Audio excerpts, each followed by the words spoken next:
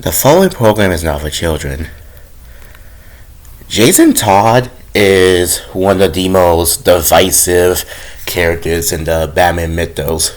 A fan favorite for sure, but he was originally hated when he first appeared. Pretty much, Jason Todd was created back when Dick Grayson left Batman to be his own hero and start the Teen Titans. So as such, he couldn't be used in Batman comics alongside him.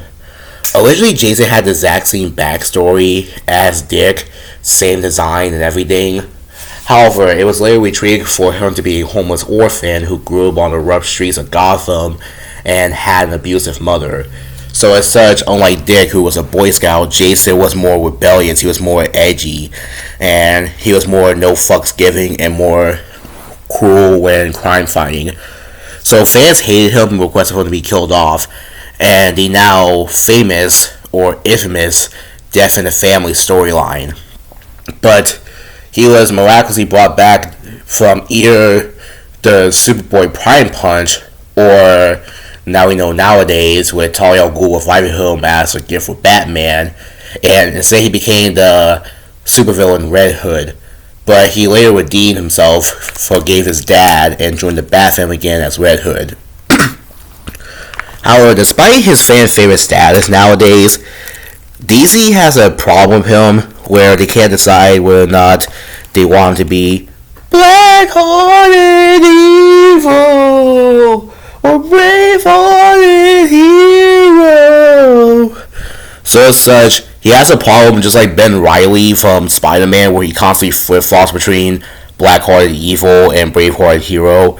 Not only that, but the biggest problem is that they keep reusing the Under the Red Hood storyline, like how Marvel keeps reusing the night Gwen Stacy died. Under the Red Hood, especially the animated movie, is definitely Jason Todd's most famous and his best appearance. The problem, however, is they don't really do anything with him other than Under the Red Hood. Most people think that he's either a Punisher ripoff or he's just some angry yelling man with a gun. But that's not really what he actually is. There's actually more to him than that. It's just that DC doesn't really do much with him aside from that, because they keep trying to retell the same story from him over and over again. It doesn't help too that he doesn't have that much good adaptations. Like, his only good adaptations are the Under the Red Hood animated movie, Gotham Knights, where he's a part of the Bat family and works with Dick, Tim, and Barbara after Batman's death, and you can see more of his brother relationship with Tim and especially Dick. And he was pretty solid in the Arkham series too, where before Red Hood he was the Arkham Knight and was an antagonist in that game. But again, Under the Red Hood did a lot of damage to his public perception of him just being either a Punisher ripoff or a broken angry man with a gun. Not to mention that Jason is a huge example of what people use against Batman and making these bullshit allegations that he and Catwoman are bad parents. Which, speaking of which, I'm going to go over his relationship with the Bat family and why I think his best one, aside from Under the Red Hood, is.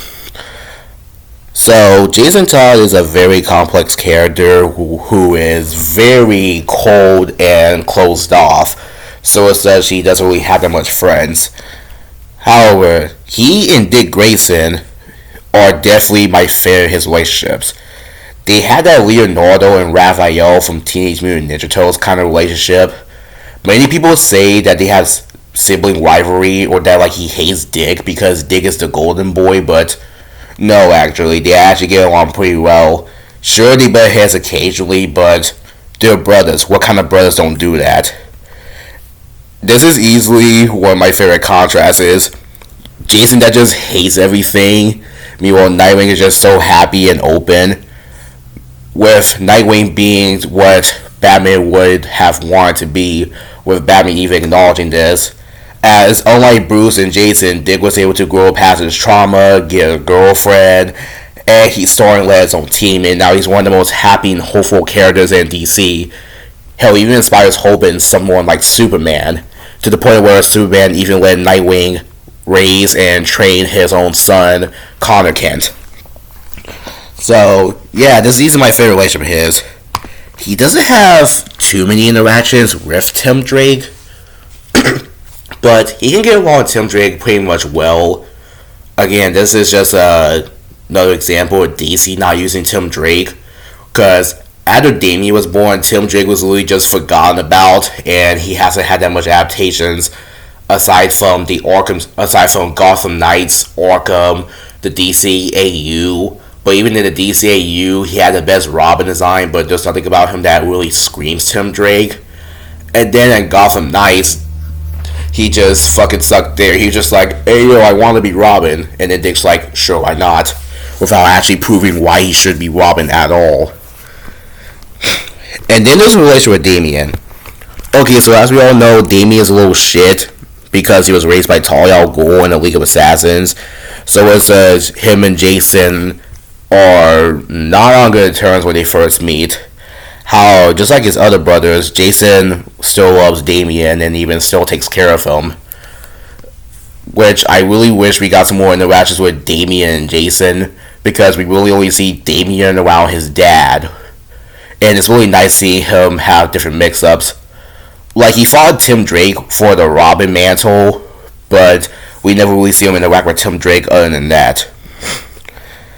I deadass do not know why the fuck DC keeps having Batgirl passed around and within the Bat family. Like, Barbara Gordon's literally this version of Mary Jane. Like, they don't have any other ideas with them. Hey, we need to make a Batgirl story. Let's see here, Oh, I know. How about we give her another boyfriend? Yeah, because that would do good. Like, I seriously don't understand why she's being passed around within the Bat Boys. I mean, Dick has been all with Starfire, so I guess I'm fine with her being with Tim Drake. I mean, she was a little with Lucius Fox, for Christ's sake, for all people. Anyways, Jason can get along with Barbara pretty fine, although I don't prefer for him to date her. Like, I prefer for them to just be co-workers. Legit, when was the last time Jason interacted with his own mother, Selena Kyle? Like, legit, like, she's his stepmom, but, like, we don't really see interactions. When they do interact, Jason either treats Selena like a common criminal rather than a reformed one who is a mother to him, or they just, like, don't appear at all. Like, the Arkham series, for example, like, I don't recall him having any kind of interactions. Despite that, Selena still loves Jason and treats him like a son, just like the other Robins, even though she is their stepmom. Many people say that, like, Batman plays favoritism towards Catwoman when compared to the other villains, when no, Catwoman is literally his wife/girlfriend. He loves his girl and his children equally and will sacrifice his life for them. Again, this is what happens when you have lack of Bat family adaptations and bad writing for This is what happens when you have bad writing for Catwoman and lack of Bat family adaptations. So I really hope we get some more Jason and Catwoman, because I am so fucking sick of this whole Selena Kyle is a gold digger, a bad girlfriend, and a bad mom allegations. But speaking of bad parenting, we get his most infamous one with Batman. So many people do not understand this relationship at all. Okay, so you've been around the block. People use Jason as a prime example of Batman being a bad father, mainly because of Jason's death and the way Red is treated.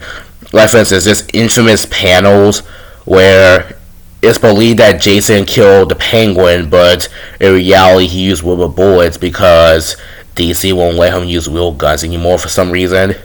Batman saw this on the camera, so he spawns in, acts like a black dad on a pork all day, whips out the belt, breaks his mask, makes him bleed, and then he drags him away out of the city and banishes him from Gotham, pretty much grounding him like he was still 12. So many people use that as an example of Batman being an abusive father who treats the Robins like child soldiers, and how he rather kill Jason than have him kill the Joker. Literally not fucking true. Batman found Jason when he was an orphan who was still 12, where he was taken off bat wheels from the Batmobile. However, Bruce saw potential in Tim and realized he was just No, fuck, not Tim. Bruce saw potential in Jason as he was just a scared little boy. So instead of turning him into the police, he decided to give him actual home and actual food and shelter. And then Jason decided that he wanted to become Robin. He doesn't kidnap these kids and force them to just be Batman or to be Robin or to be Batgirl. They do so on their own. Like, Tim really came to him because he knew Batman needed a Robin, and then after Tim's father died, he took him in officially. He's hard on Jason because he loves him. It's literally tough love. He does the same thing with Damian. Again, please actually read the comics with Batman and Catwoman parenting and not some random bullshit on Twitter. Aside from Under the Red Hood's best comic is definitely Red Hood and the Outlaws, where similar to Nightwing, Jason teams up with Starfire, and I think this is Red Arrow. Yeah, I'm pretty sure it is. And you get to actually see Jason have more emotions outside of being angry and trigger happy, and he actually gets to be a leader. Although there's one thing I don't like about this comic series. This comic gave us this fucking god awful, actually fucking atrocious Red Hood and Starfire relationship. I made a whole video about why I hate this relationship so much, and people were saying, "Oh, well, they're all adults, so what's the problem? Oh, it's in the comics, it's here on page." I hate Red Hood and Starfire the same reason I hate Batman, Batgirl, and Catwoman and Nightwing.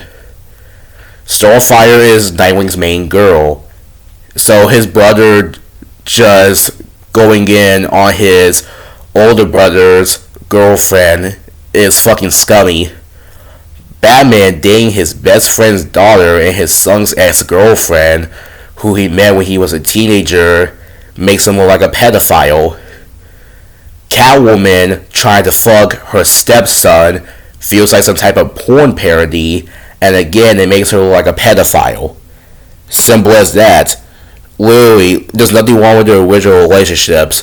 Like, I see no reason why writers do this aside from trying to make forced drama.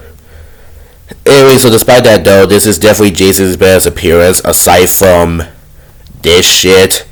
Also, Red Hood and the Outlaw Liars try not to be horny, challenge impossible. Every time Starfire and Jason's on screen, you see their booty cheeks and Jason's immaculate thighs on screen. Like, bro, I get this is a new 52, but like, bro, what the hell's the point of this? It reminds me of what they did with the Birds of Prey during this time period. Anyway, so in conclusion, Jason Todd is definitely still one of my top 5 Bat family members, alongside Selena, Bruce, Dick, and Barbara. Although I really hope they do more of him instead of trying to turn him back into a villain. And if he does appear in the Absolute Universe or the DCU, because the DCU is supposed to have an already established Bat family, which 9 times out of 10 most likely means that Jason's going to appear. We haven't seen any Robins in the Absolute Universe yet, but it's the perfect place for a Red Hood to be in the Absolute Universe, so Scott Snyder and James Gunn, if he does appear, please do him right, and please show the world what Jason actually is.